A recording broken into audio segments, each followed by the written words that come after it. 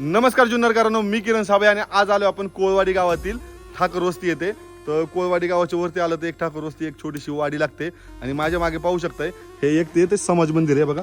हे पाहू शकताय हे एक समाज मंदिर तयार झालेले आणि हे समाज मंदिर एवढं भारी केलं तुम्ही पाहू शकता. याच्यावरती संपूर्ण जी वारली पेंटिंग असती ही वारली पेंटिंग चित्रित केलेली बघा.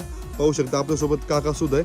तर काका तर मला सांगा जरा थोडीशी माहिती याच्याबद्दल की ही वारली पेंटिंग आपण कशासाठी केली किंवा काय. आणि की वारली पेंटिंग करणारे आता खूप कमी. ही केले कोणी अगोदर सांगा, हे चित्र काढले कोणी? ही केलेले आपले पेंटर रोहिदास हिलम, हे ओतूरचे आहेत. ओतूरचे? हा, ओके. कातकरी समाजाचे आहेत रोहिदास हिलम, त्यांनी ही पेंटिंग केलेली. पेंटिंग केलेली खूप छान केली पेंटिंग, खूप छान म्हणजे अति भारी केलेली. आता तुम्ही सांगू शकता काय हे नक्की म्हणजे आता वारली पेंटिंग मध्ये खूप अर्थ दडलेला असतो बरोबर. तर हा अर्थ जो दडलेला तो आम्हाला थोडं सांगा ना.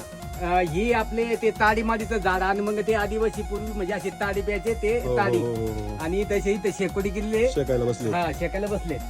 आणि इथे आपली पूर्वीची वाद्य हा नगारा, हा ढोल, इथं ती आपले हे आदिवासी ही मोळी घेऊन चालले, इथं पाटी, इथं मग कुऱ्हाड हे म्हणजे आणि हे पाणी घेऊन चाललेले आहेत. इथं शेळी घेऊन चालले, इथं बैलगाडी, इथं पाण्याची विहीर आणि मग इथं ते भात लावायला इथं गाळ करायचा, इथं नंतर भात लावायचं, इथं भात कापायचं आणि या ठिकाणी भात जोडायचं आणि वरती झोका खेळतात.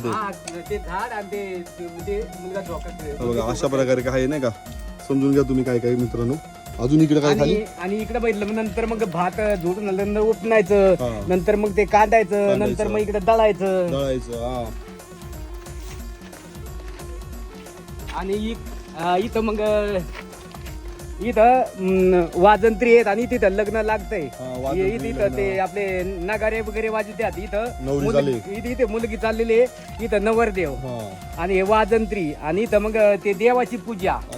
आणि इथं या ठिकाणी स्वयंपाक करतात आणि इकडं मग ते जेवायच्या पंक्ती.